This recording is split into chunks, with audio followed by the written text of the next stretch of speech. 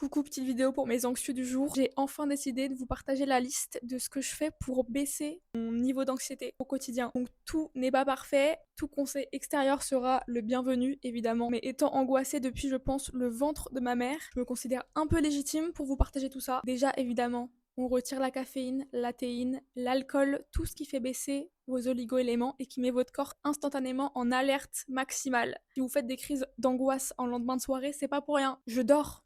Les nuits où je dors plus de 8 heures par nuit, sans réveil nocturne et crise nocturne, sont les journées où je ne fais aucune crise d'angoisse. Lâchez votre téléphone. Voilà, les écrans en général d'ailleurs. Je pensais pas dire ça un jour, mais mes parents avaient raison. 7 heures, 10 heures de temps d'écran sont les journées où je fais le plus d'angoisse, suivies des nuits où je ne dors pas du tout. Conseil le plus important, j'ai arrêté de cacher mon anxiété. Voilà, mes potes que je vois sont tous au courant de mes crises d'angoisse. La plupart savent comment les gérer. Ils savent ce qui se passe dans mon corps, dans ma tête. Si d'un coup je leur dis faut que je rentre, je suis mal, il n'y a aucun problème. Parce que Dieu merci, maintenant mes amitiés, je sais les choisir et les garder quand elles sont bien pour moi. Donc finalement, je les remercie chaque jour. Et maintenant, si vous regardez ça, de ne jamais me mettre la pression sur l'anxiété, les sorties, l'alcool. Pour éviter l'angoisse liée au réseau, je bloque.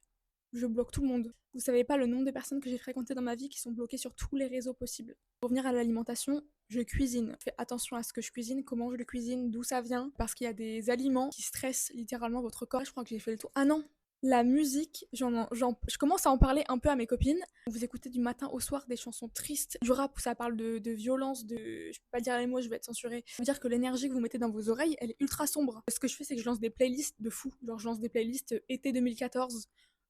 Après, je suis trop de bonne humeur, donc vraiment la musique a une énergie. Pensez-y quand vous écoutez un truc. Et bien écoutez, je crois que j'ai à peu près fait le tour. Si vous avez d'autres conseils, n'hésitez pas.